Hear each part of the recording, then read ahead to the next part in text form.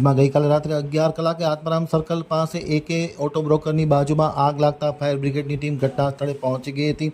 પાણીનો મારો ચલાવી 1.5 કલાકે આગને કાબૂમાં લીધી હતી. કયા કારણોસર અને કેવી રીતના આગ લાગી છે તેનું કારણ હજી અકળ છે.